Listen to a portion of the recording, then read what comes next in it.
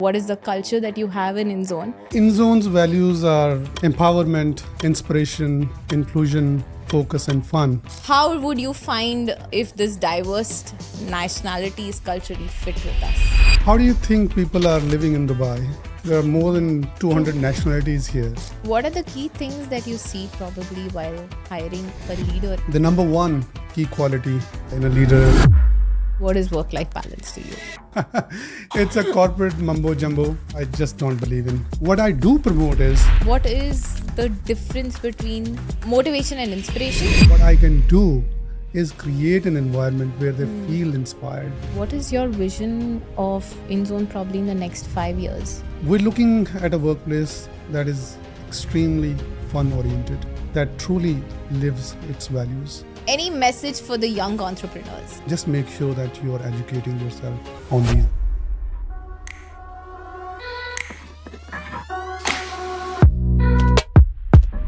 Hey everyone, welcome to the Diary of a Founder podcast. Today's episode is a bit different and I'm so excited about it. I'm Preeti Sundrani and I'm flipping the script with our usual host Mohammad Tariq. I had a chance to sit down with him and we had the most open and candid conversation. We talked about everything, right from leadership challenges to mental health, our vision for InZone and what actually drives our company forward. So if you're curious to know what goes on behind the scenes at InZone, you're in for a treat. Let's start the conversation. Thank you so much for joining us, Tariq. It's a pleasure to have you here. Thank you for having me, Preeti. Thank you so much. So we'll just start off with, something to know about how InZone, what is the culture that you have in InZone? Probably, how did you come up with the values? I'm quite keen to know, we have the 5 values and how did you come up with those? What made you think that? Well, InZone's values are 5 values essentially: empowerment, inspiration, inclusion, focus, and fun. They're basically guiding principles for our day-to-day affairs, and those are the core values of InZone. And the way we came up with those were essentially to discover ourselves, what we stand for, and what kind of people we are, and what kind of environment we want to have. There was a lot of self-discovery involved in this, and that's where we came up with these values. So inspiration, for example, is something where we create an environment where people feel inspired, and it's an environment of having fun, environment of empowerment as well. If you walk into our office in this office, we have other offices as well. You'll feel that inspiration is something that is in the air, and a lot of people have actually complimented us on this, that we've successfully created an environment and a feel factor that the moment you're inside the office, you feel that you are inspired. You feel the energy inside the office. I totally agree with you on that. Which is your favorite, probably, value? Yes, it is my favorite value, and that's the value that actually takes us a long way. Once you're inspired, you can do anything in life. And we talk about our own people. We're trying to make everyone a success story, and and then our people make our clients success stories. And if our people are not inspired, how are they going to work on inspiring others? So that's the key value for me. Of course, the other values are equally important. For example, empowerment. We have created an environment which encourages empowering our people. We educate them on empowerment. We educate them how to make decisions, how to become independent, how to build or train leaders under them. So that's the culture that we have created successfully. And other values such as fun, for example, we have a billiard table, we have foosball table, and other than that, we try and laugh around and have a very, very light working environment here. Inclusion is something where we try and make sure that we are accepting other cultures, other values, and we bring in people from all corners of the world so that they can contribute to our workplace. Focus is very important for us as well. Focus is something that goes a long way in terms of creating an environment where you have products that help our clients. We remain disciplined, we remain focused, on our work ethic, and we deliver exceptional results for our clients. So all these values are really, really close to our heart. Inspiration is where I think it really starts. Right.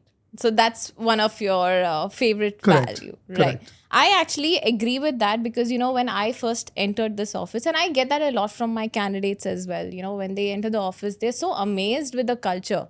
They feel like, for me personally, if I would say, it was like a very positive vibe. And I think that's what candidates look for in any, job or any place they would want, their workplace basically. Yeah. Money, we say, comes and goes. So, culture is very, very important.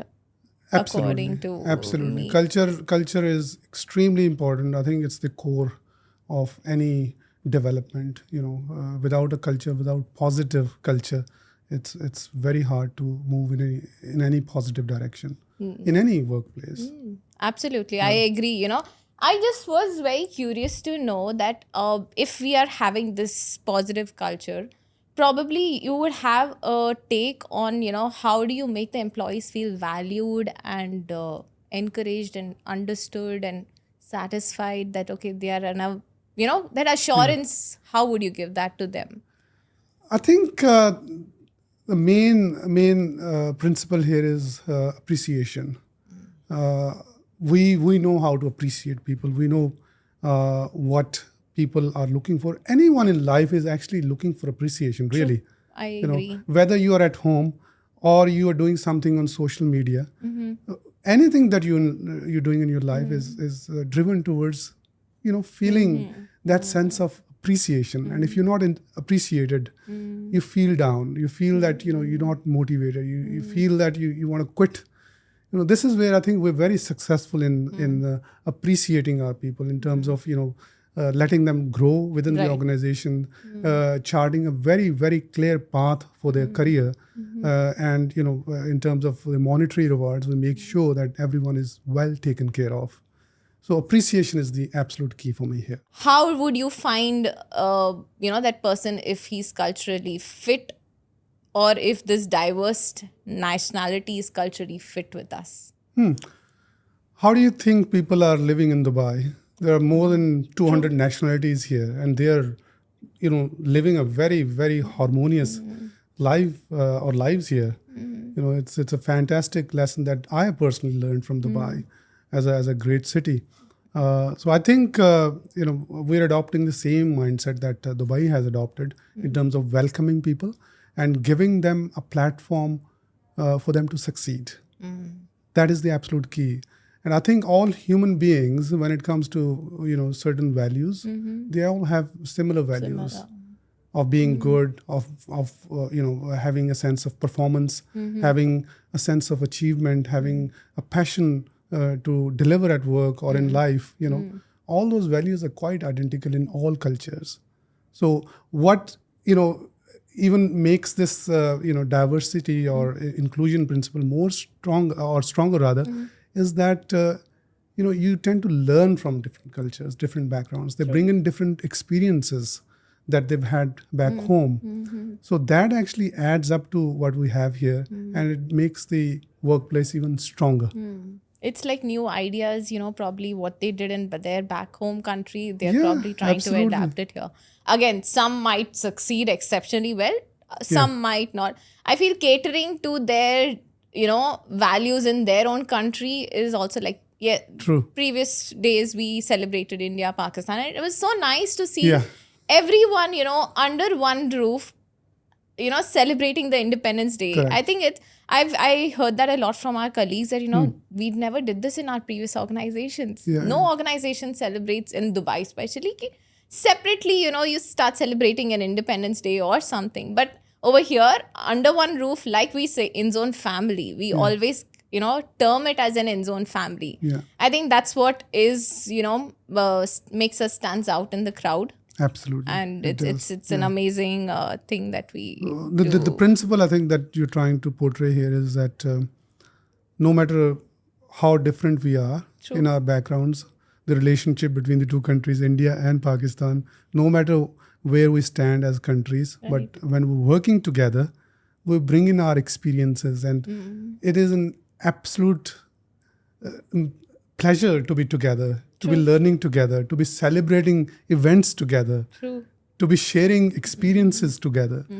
It's a great platform, I think, and the way we showcased that joint celebration of Independence Day the other day was an absolute experience that anyone can have. It gave me goosebumps, honestly. Really? Yeah. I love the video, by the way. It was turned fantastic. out nice. Yeah. Absolutely fantastic. Humanity is something I think it's very important, and it's time people, let's start all getting a bit human in our workplace as well. Absolutely. It's all, let's not be running behind, obviously money is important, profits are important, definitely.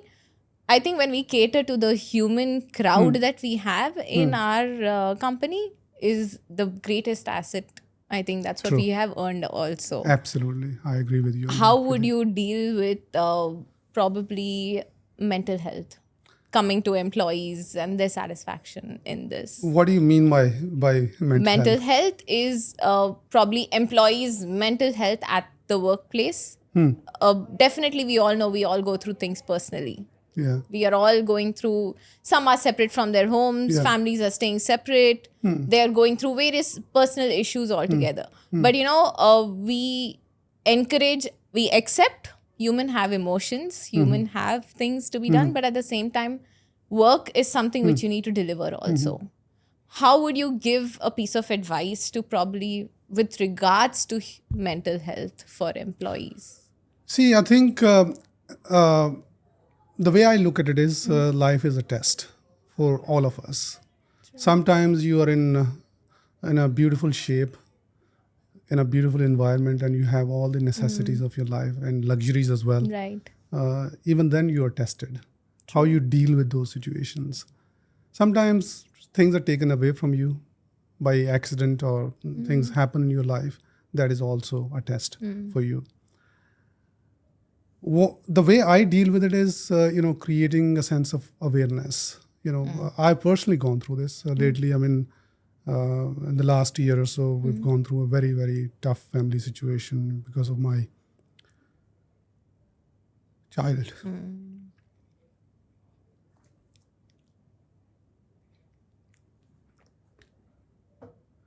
So we've gone through depression, for example. My wife is dealing with depression. I think it's the sense of awareness that brings us together, gives us the ability to deal with difficult situations. And that's what I try and educate people. When I talk to people, I try and create awareness. You need to know yourself. You need to know where you stand in your life. You can't give up if you're handling a difficult situation. If you are given a challenge, you cannot just drop your ball and say that you can't deal with the situation. So every human being, all of our colleagues at one point or another, they are going through some tough situation. I don't think life is easy for anyone at all. I agree. But what can help and what should help is, accepting the situation and trying to find a solution, trying to come out of the situation, trying to look at the positive side. The way, for example, dealing with my youngest son since ever since he's born, he's 8 months old now. He was in the hospital in the NICU for 7 months. Right. The way I dealt with the situation was that I learned so many lessons. I came to know how I loved my family. I loved my elder children. How I loved my wife, for example. We came together as a unit. We created a sense of bonding, a stronger sense of bonding, although the sense was already there. We started looking at the purpose of our lives. We have learned a lot about being humble. We have become more understanding of other people, other situations. we tend to listen more now. So there's so many things that we have learned out of this situation. Right. Just saying that we have mental health issues is accepting this issue and accepting the situation, and we should accept it. Right. We shouldn't deny or walk I away from agree. the situation, but we should try and understand ourselves to deal with the situation. Try and understand the people around you to deal with the situation. Share your problems with others. Share with others. Our friends have helped us, for example. So I think that's how I personally deal with these situations, and how I would recommend or advise other people to deal with the mental health. True. So, having that culture bit aside, coming to my bit, what I do the best in terms of talent acquisition, in terms of retention, how would you probably retain top performers? Okay, it's like retaining your clients. If you don't have client retention, then you're screwed as a company, frankly speaking. It's the same. I think retaining top talent is our absolute top priority. If we lose top talent one way or the other, that is a loss to the organization. We put in a lot of effort in developing people, developing leaders, and then those leaders developing further leaders down the line. And what we're planning is that in the coming years, in the short term, we will have various programs rolled out. Right. The first one is I'm personally looking at is the ESOP, Employee Share Option Plan, where we'll identify certain key people within the organization, and then we'll roll out this plan to ensure that they have some stake in the organization for a long time. Right. So this is where I think we're headed in the near future. But there are other avenues that we're currently exploring to ensure that we are the best paymaster, for example. We have the best training programs. We have the best career development opportunities. So there's so many things that we're currently working on to ensure that everyone who is joining us is reaching their potential in their personal lives as well as professional lives. Right. So basically aligning with their personal goals also, and making them Absolutely satisfied, keeping the morale up in terms of job satisfaction and their future also. Right. Absolutely. So in terms of like we were just speaking in terms of retention, in terms of let's take a category of sales. For example, there is a consistent performer who's been performing exceptionally well in sales department.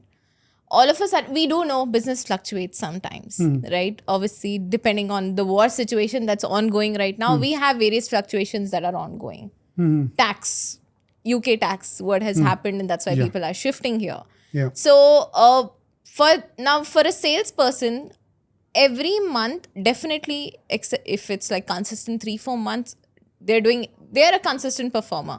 But sometimes they don't do well. How would you keep them encouraged or motivated or assure them that it's just a phase?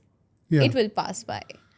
So I think the key element here is understanding why the person is not performing. It could be because of various reasons. Maybe they're not getting the right leads. Maybe they're demotivated. Maybe they've just had a difficult month by chance. The pipeline hasn't come through. It's very important to identify the actual root cause here. Whatever the root cause is, we should address that on merit. And with that, I think continuous training is an absolute key here. If we don't train our people towards delivering top-class results, then we're losing ourselves. I agree. As an organization. So I think training is the absolute key, and identifying root cause, as I've said, is the main element here. And we should be, giving them the opportunity to speak up about their problems. If they're not able to speak up and we don't hear them, then obviously we are at a loss. True. I agree. So we should give them the environment to succeed. And if we fail at giving them the environment to succeed, that's our fault again. What are the key things that you see probably while hiring a leader in specific, I would say? Key qualities in a leader. Yeah.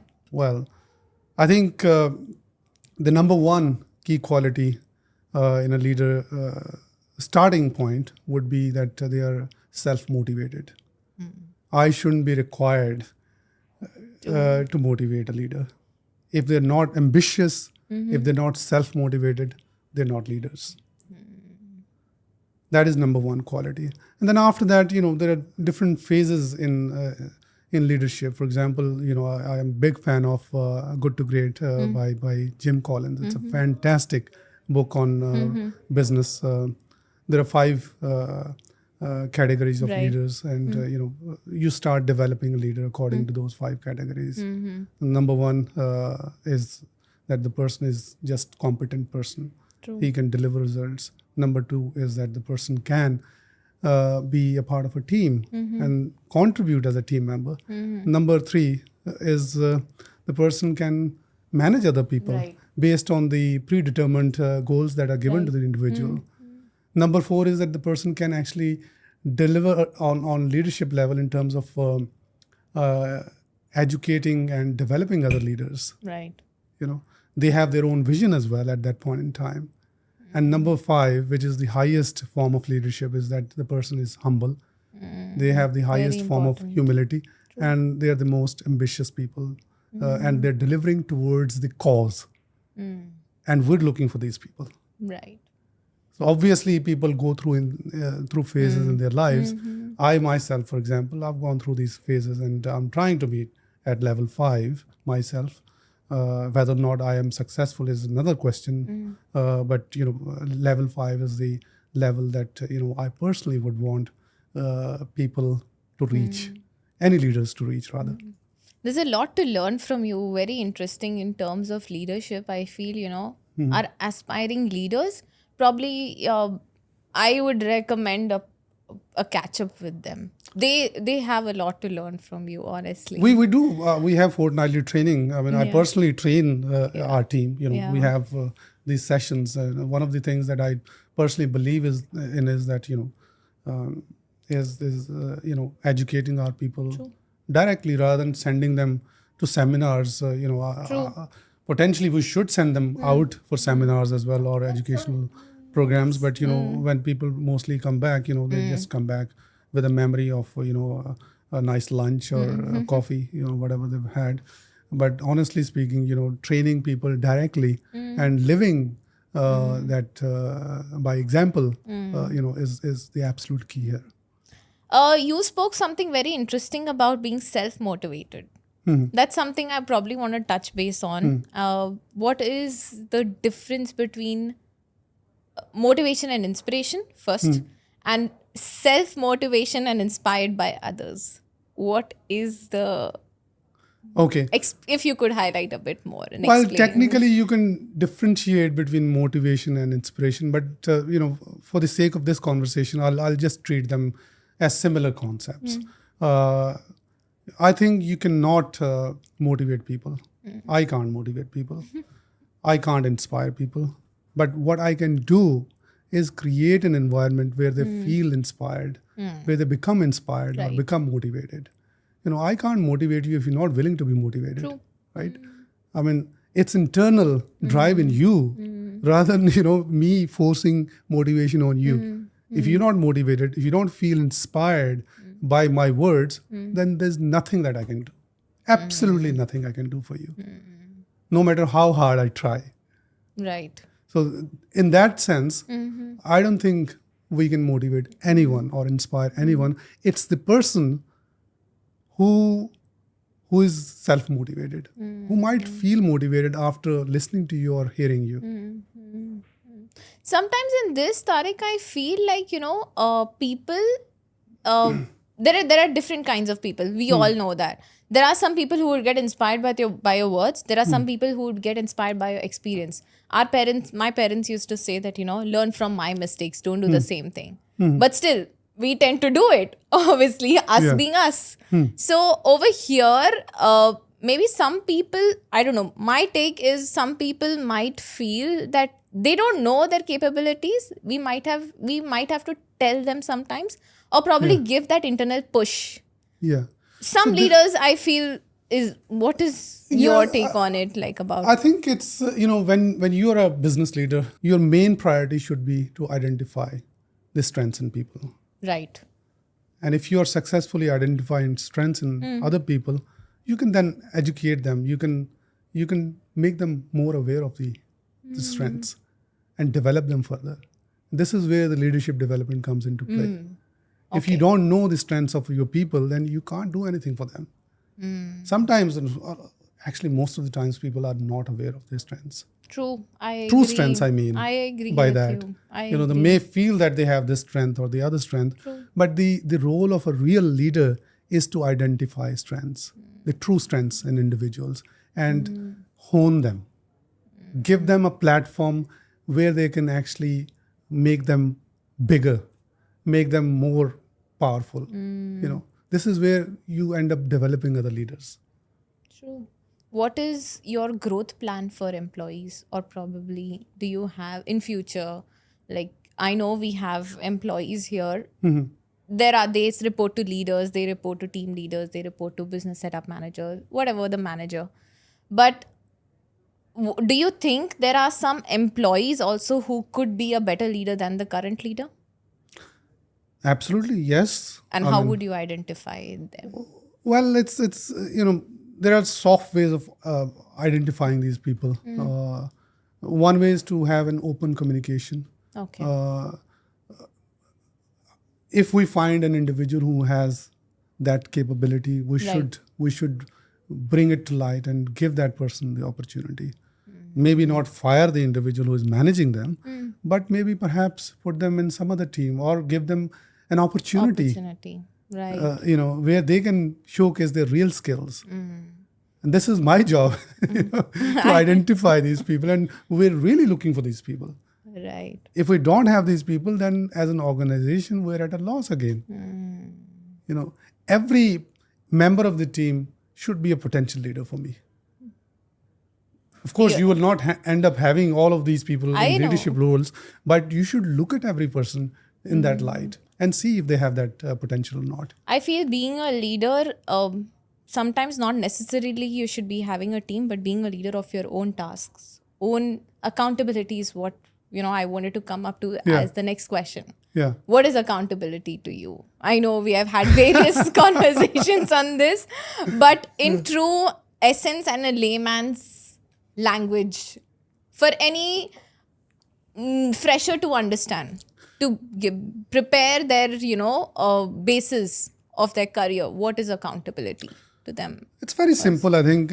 Being accountable is just being responsible for the delivery on your promise. Whatever mandate that you have, if you deliver on that, you're accountable. If you don't deliver on that, accept responsibility and ensure that you're going to fix the situation. Okay. That's accountability. And if you're not going to deliver again, for example, then you're either screwing yourself or you're screwing the organization. And that is where, we need to identify the real root cause if the individual is not holding himself or herself accountable. That's what, no, I feel that sometimes, communication, if you correctly said that, if you cannot communicate your issues, you cannot communicate your problems, you're at a loss. Yeah. For sure. Then obviously neither you or me can help them achieve what they want to achieve in life. Correct. Communication is a very important thing as per me, in terms of be it a fresher or a, CEO in for your matter. What is, how would you rank communication in terms of the basic skill that is required in any individual? Well, communication it can be in any form. It can be written, can be verbal, it can be body language. Right. What I've seen a lot of the times is that a lot of the problems at workplace are communication related. And it's the number one quality that any person should have. I've seen many instances where teams, for example, are not able to communicate. Individuals are not able to communicate. a lot of the times people say, I did say this thing to the other person, and the other person says, I didn't really Misinterpreted. understand. Or they had a difference in their point of views in terms of Right. different understanding of the same topic. So I think communication is something that every individual must master on all levels, grounds. be it written, verbal, body language. And if you're not able to communicate well on all these levels, you're not an effective member of the team, in my view. I want to understand, what is work-life balance to you? It's a corporate mumbo jumbo. I just don't believe in work-life balance at all. I think it's being used all over the world, and Right. a lot of people are being misled by this concept. I don't think you can have a work-life balance. What you can essentially have is life, right? If I look at it in this way, that you're trying to balance two things. How are you going to balance? You're going to take away something and put it on the other side and then balance it? How are you going It to should balance? be the equal weight. If you're going to make them Yeah. equal, how are you going to make work and life equal? I don't understand. And this is the main reason that a lot of people hate their work. The way they're being taught work-life balance is that they end up hating their work, as if this is something really bad. They need to leave at 6 p.m., go home and have a life. And if you look at the statistics, about 79% of the people around the world hate their work. They are dissatisfied at work for one reason or the other. And I'll add to this. These are the people who are also unhappy about their lives as well. They're neither happy here at work nor happy with their lives. What I do promote is I promote work-life harmony and work-life blend. That is the most important part. Right. Yeah. What I mean by that is, I'll give you an example of piano. If you ever played piano, we have one at home. My daughter plays beautiful piano, by the way. So when you are sitting at the piano table, you have many, many keys and you've got your notes. Right. If you start pressing one key, one after the other, press it for, let's say, 20 seconds. What will you hear? Just one sound, right? True. And if you press the other key, you'll hear another song. But what you're not hearing is Song. the song Music. that you're trying Yeah. to play. Yeah. All of the keys on the piano are equally important. You need to press them all at some point with certain intensity or pressure. It can be different for all the keys, depending upon your notes. And your notes are your song, essentially. And our lives are like a song. And, work is just like one key. The other keys are, for example, your exercise, your family life, your children, your social life, your friends, your parents, your personal well-being, your prayer, meditation. There are so many things that people are missing out on. You need to press all of these keys, but they cannot be pressed equally. Just like in a song, they need to be pressed with the right amount of effort, understanding the notes of your life. And once you press them right, you'll have a beautiful song of life. Wow. So beautifully explained. People don't understand that. Yeah. They're like, I am going home now. It's 6 p.m. I'm having a life. When they go home, they're playing on their mobile. Their children are like, Papa, please talk to us. Oh, I'm playing. Oh, okay. They're talking to their children while playing on their mobile. They're having a life. This is a miserable state of affairs. And no wonder, according to this survey, the survey that I've just mentioned, 79% of the people are unhappy about their work. They don't understand themselves. They don't have that sense of self-awareness. That's the thing, yeah. Self-awareness, and plus, I feel they're not given the right platform to express themselves, maybe. Yeah, they can express themselves at various occasions, but I think educating yourself educating yourself about yourself is the absolute key here. People don't know who they are.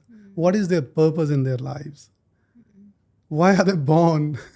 If they're going to a workplace, what is the objective that they're trying to achieve? They're going wrong in so many ways. Yeah. I think self-awareness is a very, very broad topic. It's essentially understanding yourself as a human being. True. It's, it comes after self-reflection, comes after reading maybe some books or, maybe someone making you aware of yourself, asking questions, challenging yourself, Now, coming back to HR, we know we are in the world of AI, right? And human resource is humans altogether. AI is all robots altogether. So, how would you merge or how would we implement AI with HR function altogether? Okay. Probably merging those two, or how do you think the future trend of InZone, and we can use AI also as our weapon in a lot of things. How would we merge these two basically? Okay, so you mentioned use of AI in HR, right? HR, yeah. Okay, or if I understand correctly, what you mean is use of AI in terms of understanding our human capital and working on our strengths. Working on our strengths, plus now we can see in HR altogether. For example, basic thing, recruitment. We have now come up with ATS, right? ATS reduces a lot of manual work. I'm reducing my labor over there. I'm reducing employment over there. Yeah. How do we deal with this? So then? I look at it this way. There's a very interesting book called Singularity is Near by Ray Kurzweil. Now, according to the book, by 2040, the average processing speed and power of a personal computer is going to be more than entire humanity taken together. Wow. That's how powerful the computers will be in the future. In the next 16 years, AI is going to rule the world, in my view. AI is already very strong. True. And for us as a business, we need to evolve with AI. Use it in our systems, use it in our HR practices, try and make things efficient. What it does is essentially it gives you a better understanding of yourself as an organization. It can trigger many, many things. It can trigger automation. It can trigger, understanding behavior of our clients, for example, right? Understanding their needs better and pitching them our products better. It can help us understand the behavior patterns of our own people. True. Understanding their own needs in terms of their training. There's so many things that we can do with AI. I think it's still in the corporate world, in terms of the use of AI, it's still at a very, very early stage. Early stage, yeah. Generally, we use AI all the time. I use ChatGPT all the time. And, generally we're trying to understand AI at the moment. But what we need to be working towards is bringing it inside our systems, inside our, let's say day-to-day working, trying to understand how it can help us in terms of improving our business model, improving our approach towards our clients, and our own people. What are your vision? What is your vision of InZone probably in the next 5 years?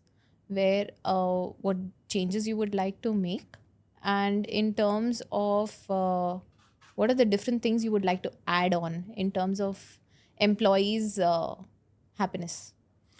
Well, okay, that's a very interesting point, a question rather. We're looking at a workplace that is extremely fun-oriented. True.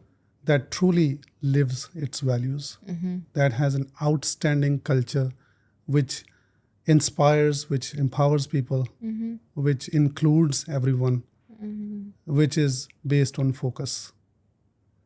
So for that, we are going to be doing a lot of initiatives, 2-3 initiatives that I've been talking about for quite some time. And in our next office expansion, we should be looking at that as first having our own gym, for instance. Wow. Our people should be able to stay healthy using our own facilities. We should have our own chef Right. on site.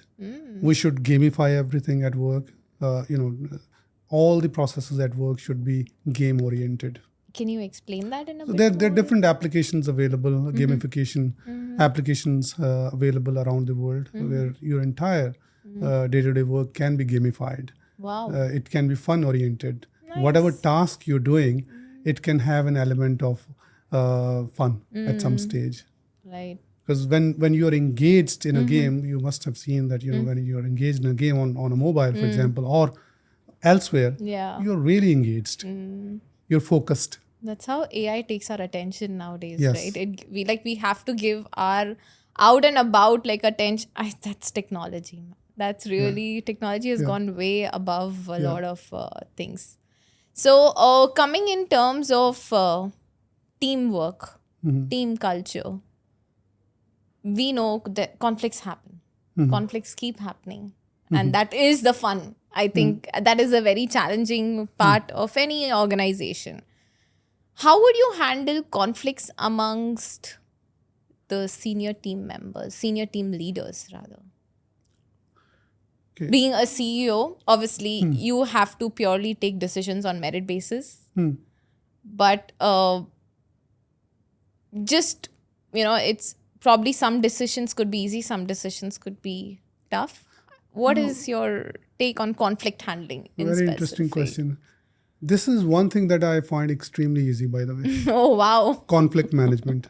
The reason is that when your mission, your vision, your values, and your direction is clear, any conflict is temporary. That would essentially mean that we're working towards the same objective. And anything that arises should be dealt with on merit, because we have the fundamental principles already laid out. Our behavior patterns are already well documented and well understood and well taken care of in terms of inculcating them as part of the organization, that everyone is aware of their, end game essentially. So any conflict that arises at workplace is dealt with on merit. We listen to all the parties. Right. We make sure that they're heard, they feel heard, and they have the opportunity to express themselves properly. Right. We've had a conflict just 2 days ago at work, and there were two senior members of the team, and they sat together with me, and we just heard each other. We left in maybe 20 minutes, and everyone was happy because they knew the principles that we're working towards. They understood each other, and they said, absolutely fine. This is the way forward. Nice. That's very interesting. I feel very less leaders do that, where they bring along their team, okay, let's sit together and talk it out. That's when most results come out very positive. Yeah. I think that's something many leaders need to also learn upon. Now, one message or one piece of advice you would like to give any salesperson to be staying motivated 24/7, because like we earlier spoke, its fluctuation is there. But what keeps them, one message you would like to give them to be, on their... One message that I always give to myself, and one message that I've adopted and practiced over the years is consistency. And that message goes out to every single person who's listening to us today or watching us. It's consistency. No matter the person is a salesperson or someone who's recording the video here, any person, anything that you do or endeavor to do, you should be consistent at it. Be disciplined, I think. The results will follow at some stage. Could be late, but you'll definitely reach your destination. Tariq, one very interesting thing I would like to ask you.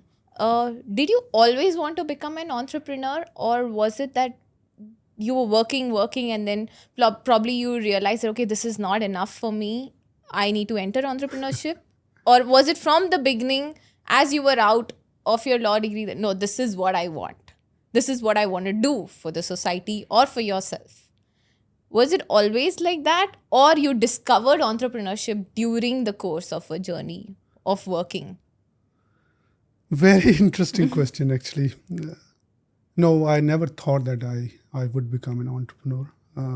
The fact of the matter is that, I have evolved Right. over the last number of years from being a very technically oriented lawyer. For example, when I was practicing as a lawyer, I still practice law, by the way. I was given this compliment with a sense of sarcasm that I'm technically very sound, which essentially meant that I'm technically sound. I'm a good lawyer, but I can't be a businessman. Right. That compliment I received from a number of people. But when it reached a point where I started reading materials, for example, I never read a book until the age of 32. When I started reading books, I started discovering myself. Right. This is the point, where I, understood myself as a human being. I understood what were my strengths, what are the things that I could do in life better. And one of the things that I thought I could do better was becoming an entrepreneur. So, I never thought before reading any books that, that I could actually become an entrepreneur at all, let alone, be an effective business-oriented lawyer. Sometimes I feel, when people challenge you and when people tell you, no, you cannot do this, that's when the turning point is like, no, I'll take it up as a challenge and let me at least swim in the pool and see how hot or cold the water is. That If is I bear absolutely it, true. good enough. If I don't, I'm out of the game. Then I have other this thing. So I think that's one very interesting fact. That's what I was, emphasizing earlier also. Some people probably we need to tell them or make them realize their capabilities. Then only they can be pushed and they, oh yeah, I can do this also. So that was, I think I understood. I got a fair idea about, how this entrepreneurship journey began and how happy are you with it? I'm absolutely, satisfied and very, very energized with this entire journey. And we have many, many plans in the coming years Right. to not only work on our business, but to help our clients, other people in society. We have many, many initiatives coming up to help different causes. Right. So, one aspect of being an entrepreneur is actually, helping many, many causes. And that's where I think we are finding ourselves to be really strong at. Right. So let's play some fun game. Sure. I think this is something that I was really looking forward to in this podcast. And since we had a lot of introspection and a lot of interesting discussions, some serious, some happy, some sad. We had various memories which we, also spoke about. Let's play this rapid fire round of this or that. Yeah. Okay. So I'll give you a couple of on spot. It needs to be very quick. Okay. Yeah. Innovation or tradition? Quick. Tradition. Tradition. Early bird or night owl? Early bird. Right. Work from home or office? Office. Office. Delegation or hands-on? Delegation. Long-term goals or short-term wins? Long-term goals. Data-driven decisions or intuition? Intuition. Open door policy or scheduled meetings? Open door. Right. Hiring for skills or hiring for culture? Culture. Visionary or practical? Visionary. Leading by example or leading by style? Example. Growth or stability? Stability. Right. So the reason why I did this is probably, we always say, sometimes we need to be on our toes. Absolutely. We need to think, and then when we are saying things on our toes, it's what internally we also believe. Correct. So one last message to wrap this whole amazing conversation that we had. Any message for the young entrepreneurs, since we are our main core of business is business setup altogether, and we know new entrepreneurs coming in this field, most of them, majority of them are young. What is one message you would give them to keep them thriving, to keep them motivated in their job, in their role?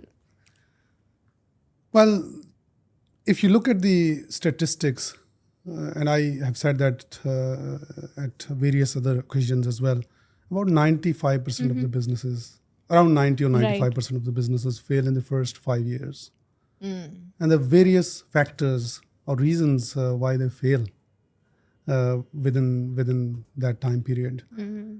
That is to do with their lack of understanding of their mission, their leadership, their product, their cash flow, their systems, their communications, Right. their marketing, sales, their team, these are the things that they need to be working towards. Entrepreneurship is not for everyone. But if you have the guts to become an entrepreneur, just make sure that you're educating yourself on these elements and be consistent about it. Right.